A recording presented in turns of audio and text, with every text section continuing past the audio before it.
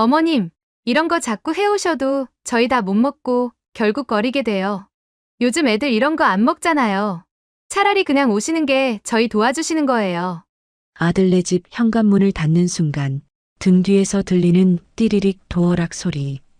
그 소리가 유독 크게 들렸던 날이 있으신가요? 아픈 허리 두드려가며 아침 일찍부터 준비한 밑반찬이었습니다. 맞벌이하며 고생하는 아들 내외 한 끼라도 편히 먹었으면 싶어서요. 그런데 돌아오는 지하철 안 창문에 비친 내 얼굴은 왜 이렇게 초라한지 모르겠습니다. 며느리가 웃으며 던진 그 한마디. 아내 오는 게 도와주는 거라는 그 말이 밤새 가슴속에서 맴돌았습니다. 평생 바쳐온 엄마로서의 정성이 거절당한 기분. 내 존재가 자식에게 거추장스러운 짐이 된 것만 같았습니다. 우리는 관계가 서먹해지면 더 애를 씁니다. 내가 정성이 부족했나? 고민하며 무언가를 자꾸 더 해주려 합니다. 그런데 말입니다. 혹시 그 더 해주려는 마음이 오히려 며느리와의 사이에 보이지 않는 벽을 세우고 있었던 건 아닐까요? 우리가 사랑이라 믿었던 그 정성이 상대에게는 숨이 막히는 부담으로 느껴지고 있었을지도 모릅니다. 이건 누가 옳고 그른 문제가 아닙니다. 우리가 배운 사랑은 챙겨주고 참고 대신 해주는 것이었고 요즘 세대가 배운 사랑은 각자의 삶을 존중하며 필요한 만큼만 다가가는 방식이었을 뿐입니다. 서로 다른 지도를 들고 같은 길을 가려 하니 우리가 길을 알려줄수록 자식들은 길을 잃었다고 화를 내는 겁니다. 하지만 있습니다. 자식 내외와 부딪히지 않으면서도 대접받는 시어머니들이 있습니다. 그분들에게는 공통된 비밀이 하나 있습니다. 며느리 앞에서 절대 이런 말을 내뱉지 않는다는 것. 우리는 그게 최고의 조언이자 사랑의 증거라고 믿었던 바로 그 한마디입니다. 이 한마디를 입 밖에 내지 않는 것만으로도 집안 공기가 달라집니다. 여러분의 품격이 살아나기 시작합니다. 더 이상 며느리 표정 하나에 가슴 졸이지 않으셔도 됩니다.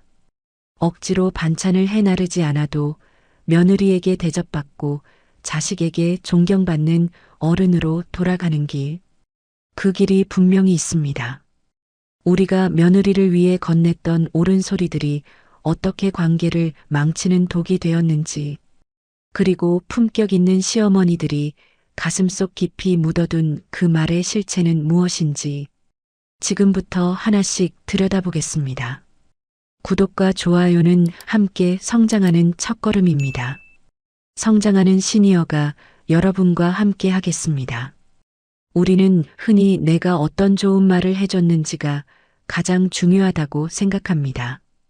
하지만 며느리와의 관계에서는 조금 다릅니다. 내가 무슨 말을 했느냐보다 시어머니인 내가 말했다는 사실이 훨씬 더 크게 다가간다는 점입니다. 동네 문화센터 꽃꽂이 수업에서 만난 미자 씨는 며칠째 가슴이 답답합니다. 지난 주말 정성껏 밑반찬을 준비해 아들 집에 다녀온 일이 계속 생각납니다. 맞벌이 하느라 고생하는 모습이 안쓰러워서 팔을 걷어붙이고 냉장고 정리를 시작했습니다. 그런데 냉장고 안을 보니 한숨부터 나옵니다. 유통기한 지난 우유와 시든 채소들만 가득합니다. 아니, 애가 먹을 게 너무 없네. 신경 좀 더 써야겠다. 손주 녀석 밥 굶길까 걱정되는 마음에 툭 내뱉은 진심이었습니다. 그 순간 며느리 정희 씨의 얼굴이 싸늘하게 굳어지는 게 보였습니다. 정희 씨는 아무 말 없이 싱크대 앞에 서서 그릇만 쾅쾅 소리나게 내려놓습니다. 미자 씨는 무안한 마음에 거실로 나와 식어버린 찻잔만 만지작거렸습니다. 정말 나쁜 뜻은 없었는데 왜 이런 대접을 받아야 하나 싶어 서러움이 파도처럼 밀려옵니다. 우리는 보통 내가 무슨 내용을 말했는지가 가장 중요하다고 믿습니다. 하지만 사람 사이에서는 내가 어느 자리에 서 있는지가 먼저 보입니다. 시어머니라는 자리는 며느리에게 이미 거대한 산처럼 느껴지는데 우리는 그걸 자주 잊어버립니다. 실제로 심리학자들은 아주 재미있는 사실을 밝혀냈습니다. 사람은 자기보다 윗사람이나 어려운 사람이 하는 말에 무의식적으로 엄청난 압박을 느낀다고 합니다. 똑같은 조언이라도 평소보다 2배가 넘는 무게로 받아들인다는 것이죠. 미자 씨는 걱정스러운 마음의 한말이었지만 며느리 정희 씨에게는 살림 못한다는 비난으로 들렸을 겁니다. 내 선의가 상대에게는 힘을 이용한 간섭으로 왜곡되어 전달된 셈입니다. 이건 미자 씨가 나쁜 사람이라서가 아닙니다. 두 사람의 위치 차이 때문에 생기는 자연스러운 오해입니다. 내가 아무리 힘을 빼고 속삭여도 상대에게는 천둥 소리처럼 크게 들릴 수 있습니다. 우리는 그동안 가족을 위해 너무 많은 짐을 짊어지고 한평생을 버텨왔습니다. 며느리 집안일 하나까지 다 챙겨주어야 비로소 좋은 어른이 된다고 믿었습니다. 하지만 이제는 그 마음의 고삐를 조금 느슨하게 풀어주어도 괜찮습니다. 철학자 에픽테토스는 우리가 통제할 수 있는 것은 오직 자신의 마음뿐이다라고 했습니다. 며느리의 살림 방식이나 기분은 우리가 어찌할 수 없는 타인의 영역입니다. 그걸 억지로 바꾸려 할수록 우리 마음의 상처만 더 깊고 아프게 파일 뿐입니다. 이제는 며느리의 공간을 독립된 세상으로 인정해 주어야 합니다. 조금 부족해 보이고 마음에 차지 않아도 가만히 지켜봐주는 연습이 우리에게 필요합니다. 그렇게 한 걸음 뒤로 물러설 때 비로소 서로가 편히 숨 쉴 수 있는 여유가 생깁니다. 며느리 집 냉장고를 채워주지 않는다고 나쁜 시어머니가 되는 게 아닙니다. 오히려 며느리의 살림살이에 거리를 두는 것이 상대의 인생을 귀하게 여기는 진짜 존중이자 품격 있는 사랑입니다. 하지만 몸의 거리를 두는 것보다 더 어려운 건 눈에 보이지 않는 마음의 거리를 다스리는 일일지도 모릅니다. 핸드폰 액정을 켰다 껐다 반복하며 깊은 한숨을 내쉽니다. 복지회관 서예교실에 앉아있는 순자 씨는 오늘따라 붓글씨에 전혀 집중을 못합니다. 아침에 며느리 정희 씨에게 보낸 카톡 메시지. 숫자 1이 사라지기만 기다리고 있었습니다. 어제 날씨가 갑자기 추워졌길래 감기 조심하라는 긴 문장과 함께 예쁜 꽃 사진도 골라보냈습니다. 한참 뒤에야 울린 진동 소리에 반갑게 확인한 답장은 고작 내 어머님뿐이었습니다. 그 무심한 글자가 가슴을 후벼 파듯 들어와 자꾸만 서운한 마음이 듭니다. 내가 괜히 바쁜 애를 귀찮게 했나 싶어 얼굴이 화끈거리고 자꾸만 내 잘못을 뒤져보게 됩니다. 점심시간에 만난 친구들에게 이 이야기를 하니 다들 한마디씩 거듭니다. 누구는 아예 읽지도 않는다는 분도 있고 어떤 분은 읽고 답도 없다고 씁쓸하게 웃습니다. 젊었을 때는 대수롭지 않게 넘겼을 일들도 나이가 드니 왠지 모르게 마음이 약해져서 작은 말 한마디에도 쉽게 서운해지곤 합니다. 내가 너무 예민하게 구는 건 아닌지, 속이 좁은 시어머니가 된 건 아닌지 스스로를 괴롭힙니다. 하지만 여러분이 유별나게 이상하거나 나약해서 이런 기분이 드는 게 절대 아닙니다. 누군가의 반응에 서운함을 느끼는 건 인간이라면 누구나 겪는 자연스러운 감정입니다.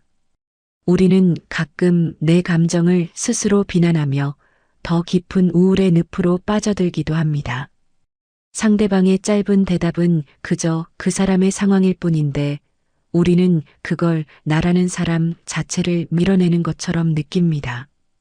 우리가 이렇게 서운함에 밤잠을 설치는 데에는 그럴 만한 심리적인 이유가 분명히 있습니다.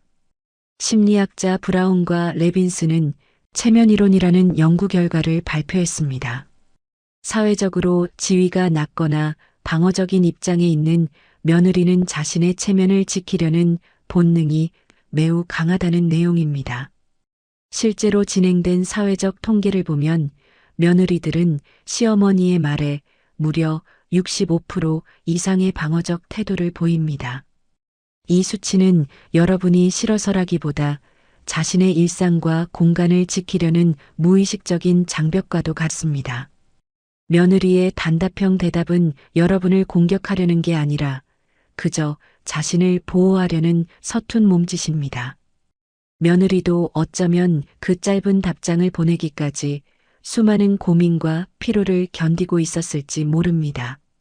우리는 그저 그 자리에 가만히 서 있는 것만으로도 충분히 존경받을 가치가 있는 분들입니다. 타인의 짧은 대답 하나에 내 인생 전체가 흔들릴 이유는 어디에도 없습니다. 철학자 몽테뉴는 세상에서 가장 위대한 일은 나 자신이 되는 법을 아는 것이다라고 말했습니다. 며느리의 반응에 일일이 의미를 부여하며 소중한 나를 깎아내리지 마세요. 타인의 시선과 반응이라는 감옥에서 벗어나 나를 가장 먼저 안아주는 사람이 되어야 합니다. 내 감정을 소중히 여기고 보호하는 건 결코 이기적인 행동이 아니라 가장 지혜로운 삶의 태도입니다. 오늘 밤에는 복잡한 생각의 타래를 잠시 내려두고 따스한 차 한 잔으로 마음을 달래보세요. 창밖의 달빛을 보며 고생 많았던 당신의 하루를 따뜻하게 배웅해 주시길 바랍니다.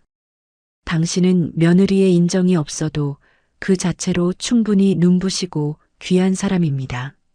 이렇게 나 자신을 아껴주자고 마음을 다잡아봐도 막상 자식 내외와 얼굴을 마주하면 참아왔던 진심이 나도 모르게 입 밖으로 비집고 나오려 할 때가 있습니다. 경숙 씨가 요즘 부쩍 아들네 집에서 말을 아끼게 된 건 얼마 전 있었던 일 때문입니다. 모처럼 아들 식구들과 옹기종기 모여 앉아 사과를 깎아 먹다가 무심코 우리 때는 말이야 라고 옛날 이야기를 꺼낸 적이 있었습니다. 그런데 그 말이 입 밖으로 나오기가 무섭게 아들 내외가 서로 눈짓을 주고받더니 기다렸다는 듯 금방 다른 화제로 주제를 돌려버리는 겁니다. 그 민망하고 서운한 마음 때문인지 이제 경숙 씨는 아들네 집만 가면 자꾸만 입을 꾹 다물게 됩니다. 옛날에는 어른들의 삶의 지혜라고 불렸던 말들이 이제는 잔소리라는 이름으로 불리는 시대가 되었습니다. 우리가 살아온 세상과 지금 세대가 발을 딛고 서 있는 세상은 너무나도 다릅니다. 예전엔 진심으로 통했던 조언이 지금은 간섭으로 들리는 건 어쩌면 당연한 일입니다. 이건 여러분의 가치관이 틀렸거나 인생을 잘못 살아서 생긴 일이 절대 아닙니다. 단지 시대가 우리 모르게 훌쩍 바뀌어 버린 탓이니 너무 상심하지 마세요. 여러분이 부족해서가 아니라 세상의 온도가 우리 세대와는 다르게 변해버린 것뿐입니다. 미국의 퓨리서치 센터에서 조사한 세대 간 언어 민감도 데이터를 보면 참 놀랍습니다. 기성세대와 젊은 세대가 대화 속에서 정을 느끼는 기준 차이는 무려 40% 이상 벌어져 있습니다. 우리는 간섭을 깊은 애정이자 관심이라 믿으며 살아왔지만 요즘 세대는 이를 개인의 영역을 침해하는 것이라고 느낍니다.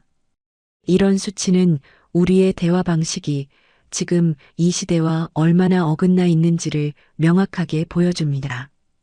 우리의 소중한 경험이 낡은 유물이 된 것 같아 가슴이 시리기도 하지만 이것 또한 우리가 받아들여야 할 현실입니다. 하지만 여러분이 그 험난한 세월을 버티며 쌓아온 경험은 결코 헛된 것이 아닙니다. 다만 지금은 그 귀한 지혜를 잠시 주머니 속에 넣어두고 침묵이라는 배려를 꺼내야 할 시기일 뿐입니다. 철학자 헤라클레이토스는 같은 강물에 2번 발을 담글 수 없다고 말했습니다. 흐르는 강물처럼 세월은 쉼없이 변하지만 대화의 방식도 그 물결에 따라 부드럽게 바뀌어야 합니다. 시대의 변화를 유연하게 인정할 때 비로소 우리는 자식들에게 상처받지 않을 권리를 얻게 됩니다.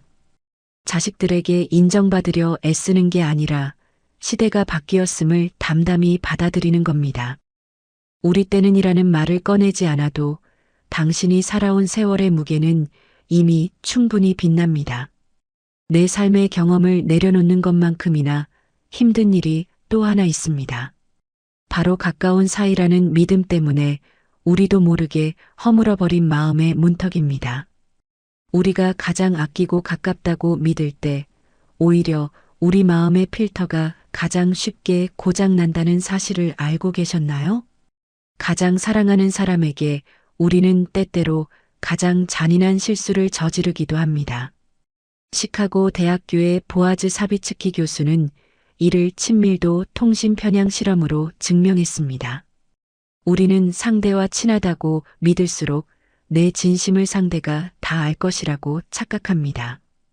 그 확률을 실제보다 무려 30% 이상이나 높게 평가한다는 데이터가 나왔습니다. 우리는 식구니까 다 이해하겠지라는 그 믿음이 말의 예의를 생략하게 만드는 주범이 되는 것입니다. 가족이라는 이름 뒤에 숨어 우리는 너무나 쉽게 상대의 마음을 과신하고 선을 넘곤 합니다. 동네 모임에서 만난 영숙 씨도 이 달콤한 착각에 빠져 큰 서운함을 겪었습니다. 오랜만에 놀러온 며느리 앞에서 맛있는 고기를 구워주며 흐뭇하게 웃었습니다. 예, 나는 내가 정말 친딸 같아서 하는 말이다. 영숙 씨는 이 정겨운 말을 시작으로 며느리의 옷차림부터 아이 교육까지 한참을 조언했습니다. 정말 딸처럼 아끼는 마음에 하나라도 더 챙겨주려 했던 영숙 씨의 진심이었습니다. 하지만 며느리의 표정은 갈수록 어둡게 가라앉더니 결국 서둘러 자리를 피하고 말았습니다. 영숙 씨의 딸 같다는 표현이 며느리에게는 벗어날 수 없는 감옥이 된 셈입니다. 친밀함을 무기로 며느리의 사생활을 간섭하는 날카로운 칼날이 되어버린 것이죠. 며느리는 절대로 내 딸이 될 수 없다는 사실을 아프지만 받아들여야 합니다. 딸은 내가 야단을 쳐도 금방 돌아서서 애교를 부리는 피를 나눈 천륜입니다. 하지만 며느리는 남남으로 만나 평생을 예의로 가꾸어야 할 귀한 손님입니다. 며느리를 딸로 생각하는 순간 우리는 지켜야 할 선을 자꾸만 뭉개버리게 됩니다. 딸 같아서 하는 말이라는 핑계로 상대의 자존심을 건드리는 실수를 이제는 멈춰야 합니다. 며느리를 딸이 아닌 귀한 손님으로 대할 때 비로소 진정한 존경이 싹트기 시작합니다. 선을 긋는 게 냉정한 게 아니라 오히려 서로를 지켜주는 가장 따뜻한 방법입니다. 며느리와 거리를 두는 건 미워서가 아니라 한 가정을 꾸린 며느리의 독립된 삶을 존중하기 때문입니다. 적당한 거리를 지킬 때 며느리는 물론이고 여러분의 마음도 비로소 진짜 편안해질 수 있습니다. 하지만 이렇게 마음을 다잡고 거리를 두려 애써도 우리가 사랑이라고 믿고 건네는 다정한 말 한마디가 때로는 전혀 다른 오해의 씨앗이 되기도 합니다. 우리의 선의가 상대의 눈에는 전혀 다른 가면을 쓰고 나타날 때가 있습니다. 여러분, 혹시 며느리가 안쓰러운 마음의 어깨를 토닥이며 이런 말을 해보신 적 없으신가요? 너무 무리하지 마라. 살림 그거 적당히 대충 해먹고 살아도 돼. 밥 좀 못 차려 먹는다고 누가 뭐라 하겠니? 꽃꽂이 수업에서 만난 미자 씨도 정말 아끼는 마음에 건넨 위로였습니다. 퇴근하고 돌아와 부지런히 움직이는 며느리가 안쓰러워 내 진심을 듬뿍 담아 건넨 말이었죠. 하지만 그 말을 들은 며느리 정희 씨의 마음은 미자 씨의 기대와는 전혀 다르게 흘러갑니다. 따뜻한 위로로 받아들이면 좋으련만 정희 씨는 그 말 뒤에 숨겨진 시선을 먼저 읽어버립니다. 아, 어머님이 내 살림을 속속들이 다 지켜보고 계시는구나. 내가 잘해내려고 무리하는 것까지 어머님은 다 체크하고 계시네. 아무리 부드럽고 다정한 조언이라도 받아들이는 사람에게는 내가 하는 행동 하나하나가 끊임없이 평가받고 있다는 압박감을 줄 수 있습니다. 시어머니의 깊은 관심이 며느리에게는 집안 곳곳에 설치된 보이지 않는 CCTV처럼 느껴질 수 있다는 사실을 우리는 자주 잊어버립니다. 무리하지 말라는 말은 뒤집어 생각하면 내가 무리하는 걸 내가 보고 있다는 뜻이 되기도 합니다. 며느리가 쉴 때 쉬고 먹을 때 먹는 그 모든 사소한 순간에 시어머니의 조언이 따라붙는다면 그것은 더 이상 위로가 아니라 보이지 않는 감시가 됩니다. 최고의 배려는 때로 모른 척 지나쳐주는 것입니다. 상대가 살림을 잘하든 못하든 조금 무리를 하든 게으름을 피우든 그저 그 영역임을 인정하고 묵묵히 지켜봐 주는 것입니다. 그것이야말로 가장 성숙하고 높은 수준의 사랑입니다. 상대의 일상을 평가의 눈이 아닌 독립된 인격의 눈으로 바라봐 주세요. 며느리에게 가장 필요한 것은 잘해라 혹은 대충 해라라는 조언보다 누구의 시선도 의식하지 않고 편히 쉴 수 있는 자기만의 공간입니다. 그 공간을 지켜줄 때 며느리는 비로소 시어머니의 곁에서 편안함을 느낍니다. 며느리의 삶에서 시선을 거두는 게 무관심이 아니라 가장 높은 차원의 사랑입니다. 머리로는 거리를 둬야지 싶다가도 같이 살다 보면 한마디도 안 할 순 없습니다. 그런데 조심한다고 꺼낸 사소한 말 한마디에 갑자기 분위기가 싸해지면 참 당황스럽습니다. 도대체 왜 이런 일이 생기는 걸까요? 가끔은 도무지 이해할 수 없는 상대의 반응에 당혹스러워 밤잠을 설치는 날이 있습니다. 평소에는 성격 좋고 싹싹하기로 소문난 우리 며느리가 왜 갑자기 별것도 아닌 말에 나를 세우거나 눈물을 쏟는 걸까요? 문화센터 친구인 순자 씨는 며칠 전 겪은 일을 떠올리면 아직도 가슴 한구석이 꽉 막힌 것처럼 마음이 가라앉질 않습니다. 아들네와 즐겁게 저녁 식사를 하던 자리였습니다. 순자 씨는 정말 아무 생각 없이 평소 하던 대로 수저를 내려놓으며 이렇게 말했습니다. 예, 오늘 국이 좀 짜다. 그런데 그 순간 믿기지 않는 일이 벌어졌습니다. 며느리 선영 씨가 앞치마에 얼굴을 묻고 한참을 서럽게 울기 시작한 겁니다. 순자 씨는 너무 당황해서 어쩔 줄을 몰랐습니다. 내가 무슨 죄를 지었나? 아니, 국이 짜서 짜다고 말한 게 그렇게 눈물 흘릴 일인가? 싶어 밤새 잠을 이루지 못하고 스스로를 괴롭혔습니다. 하지만 여러분, 꼭 기억하셔야 할 사실이 있습니다. 그 눈물은 절대 그날의 국 한 그릇 때문에 흐른 것이 아닙니다. 심리학자 바우마이스터는 2001년 연구를 통해 부정성 편향이라는 현상을 증명했습니다. 사람은 긍정적인 말보다 부정적인 자극을 무려 3배나 더 강하고 선명하게 기억하는 경향이 있다는 것이죠. 특히 몸이 천근만근 무겁고 마음까지 지친 날에는 평소라면 웃어넘길 작은 말 한마디도 평소보다 몇 배는 더 아프게 다가오는 법입니다. 선영 씨가 흘린 눈물은 단순히 국이 짜서가 아닙니다. 그동안 혼자 삼켜온 피로와 육아의 힘듦, 그리고 시어머니께 잘 보이고 싶어 긴장하며 애쓰던 마음들이 그 한마디에 한꺼번에 터져버린 것입니다. 찰랑찰랑 가득 찬 찻잔에 물 한 방울만 더해져도 물이 왈칵 넘쳐버리듯 며느리의 마음도 이미 서운함으로 가득 차 있었던 겁니다. 마음이 상하는 건 결코 말 한마디 때문이 아닙니다. 그동안 말 못하고 꾹꾹 눌러 담아온 속상함이 이제야 한계를 넘었기 때문입니다. 며느리도 어쩌면 그날따라 일이 너무 고됐거나 몸이 좋지 않아 마음을 다스릴 힘이 조금도 남아있지 않았을지도 모릅니다. 며느리의 예민한 반응을 보며 너무 나를 탓하거나 반대로 며느리를 버릇없다고 미워하지 마세요. 감정의 파도가 높게 일 때는 그저 배를 멈추고 물결이 가라앉길 조용히 기다려 주어야 합니다. 철학자 파스칼은 인간의 모든 불행은 방 안에 조용히 머무는 법을 모르는 데서 온다고 했습니다. 때로는 아무 말도 하지 않고 서로의 공간을 지켜주는 것, 오늘 많이 힘들었나 보구나 하고 속으로만 삼켜주는 것이 관계의 가장 큰 지혜가 됩니다. 그동안 며느리의 기분까지 다 맞추려 노력했던 당신의 고단함을 이제는 조금 내려놓으세요. 마음의 짐을 덜어낸 자리에 따뜻한 평온함이 깃들기를 진심으로 바랍니다. 오늘 저녁에는 당신의 지친 어깨를 스스로 토닥여주며 편안한 시간을 보내시길 바랍니다. 상대의 눈물에 내 마음까지 젖어들 필요는 없습니다. 당신은 오늘 하루도 최선을 다해 사랑을 건네셨으니까요.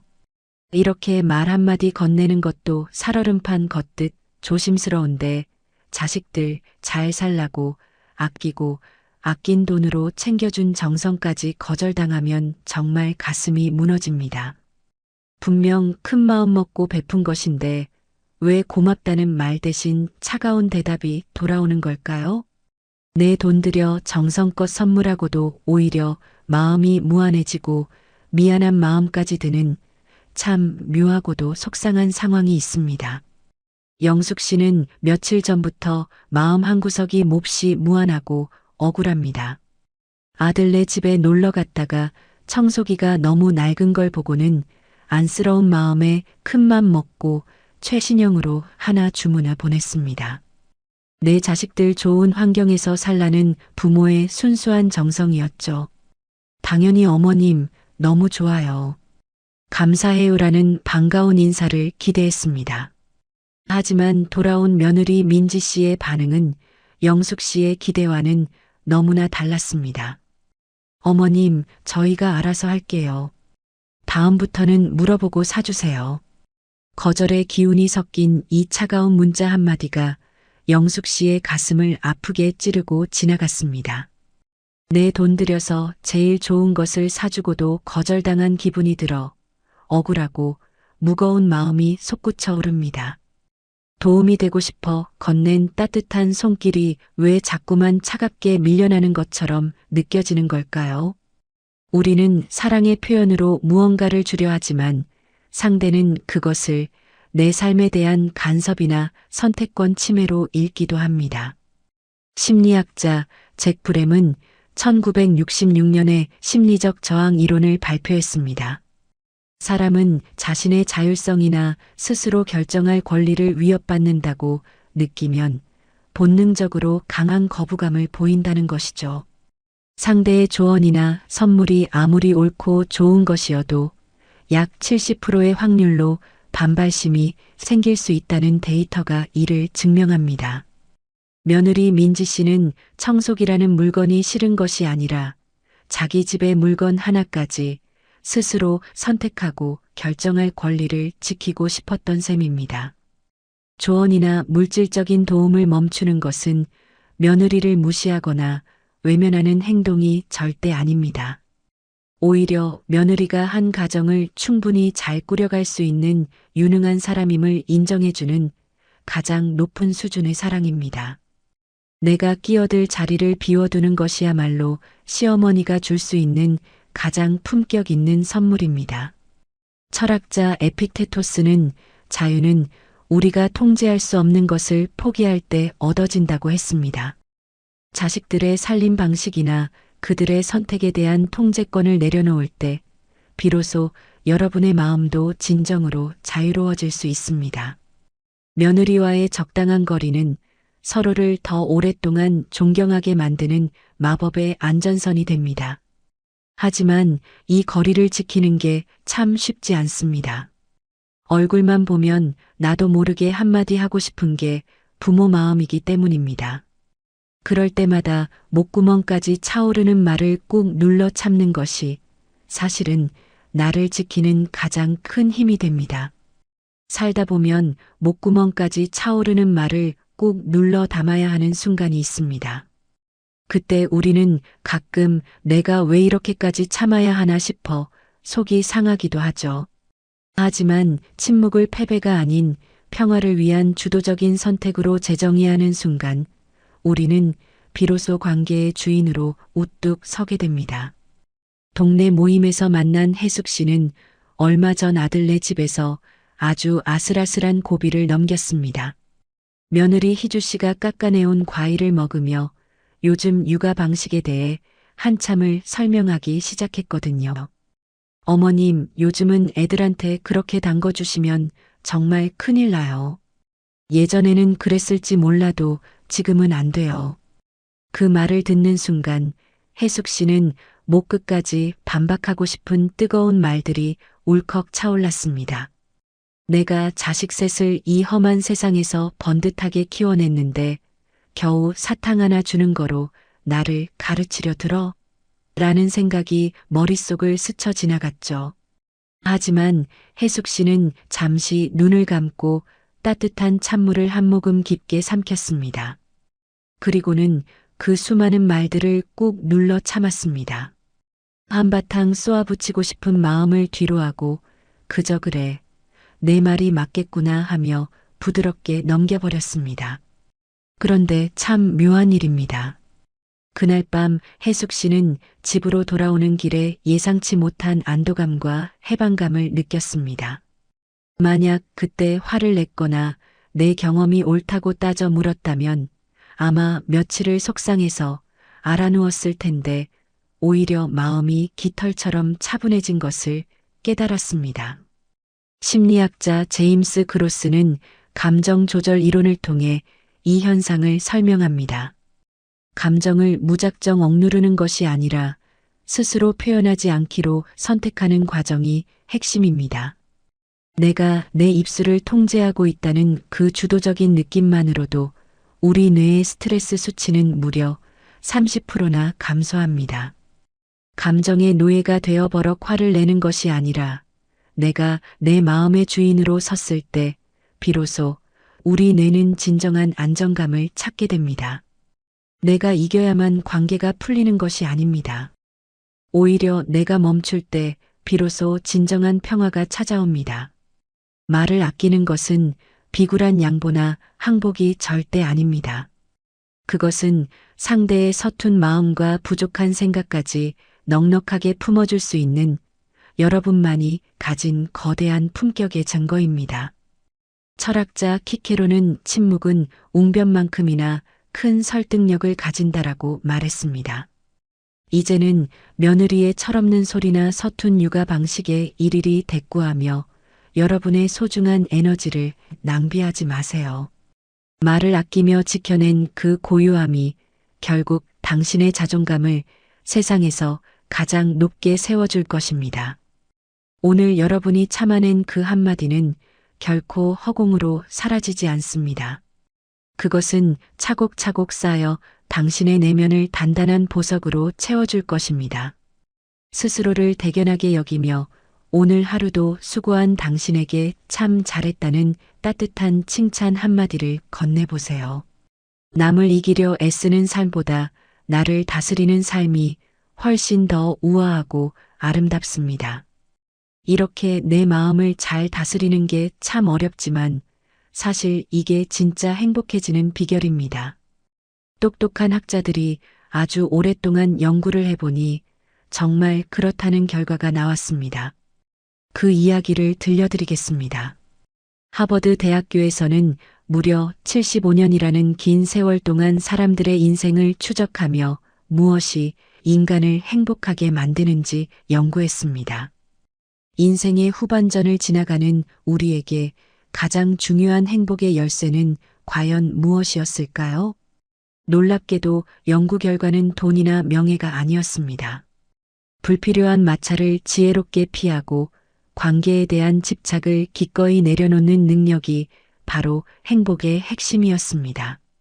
내 마음을 어지럽히는 것들로부터 스스로 멀어질 줄 아는 용기가 우리를 진정으로 행복하게 만듭니다.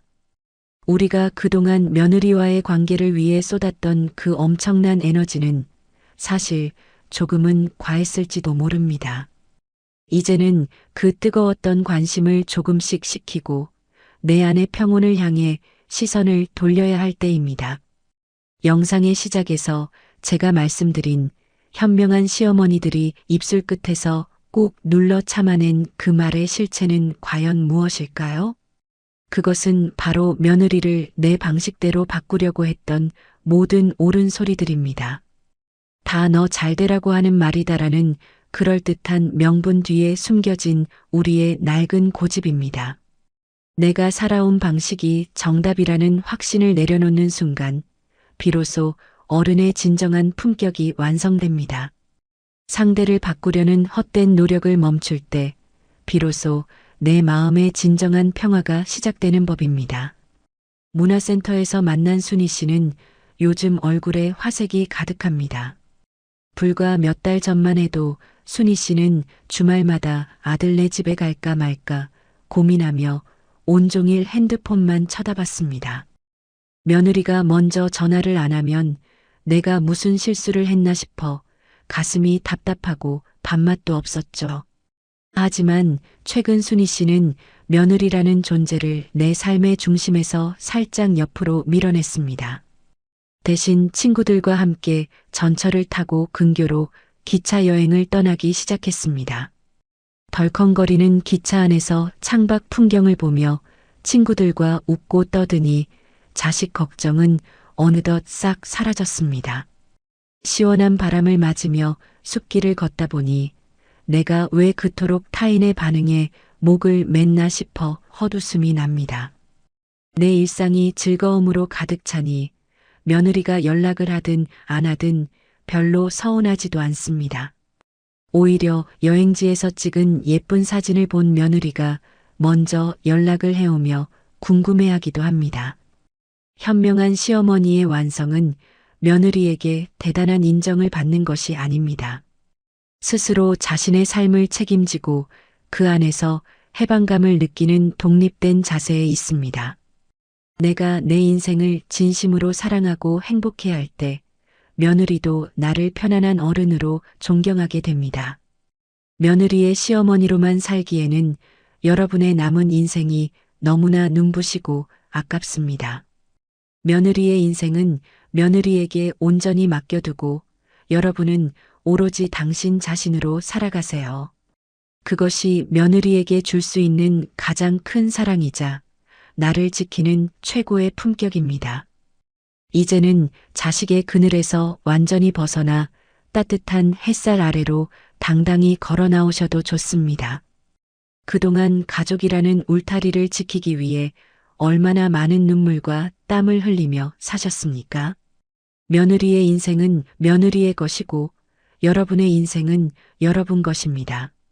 우리가 그 옳은 말을 하지 않기로 선택한 것은 결코 지는 것이 아니라 나를 지키는 위대한 승리입니다. 자유로워진 마음으로 오늘 하루를 오로지 나를 위한 가장 소중한 선물로 가득 채워보세요.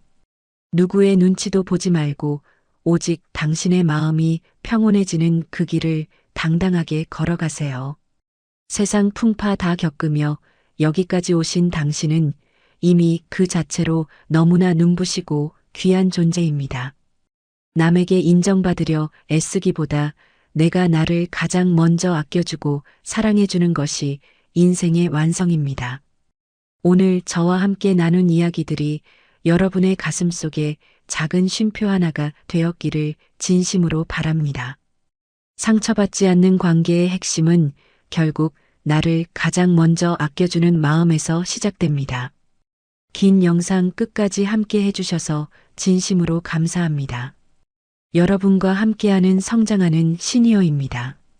나이는 숫자일 뿐 우리의 성장은 계속됩니다.